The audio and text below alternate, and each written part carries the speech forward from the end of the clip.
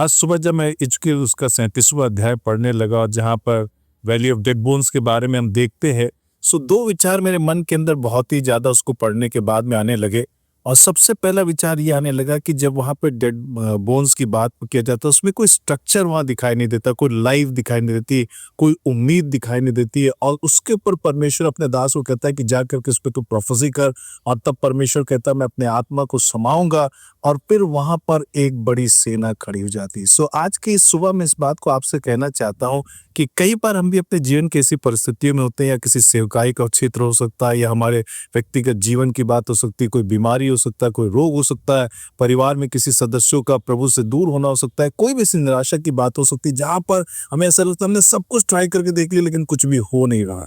और ऐसे समय में परमेश्वर का वचन इस अध्याय के द्वारा हमसे ये कहना चाहता है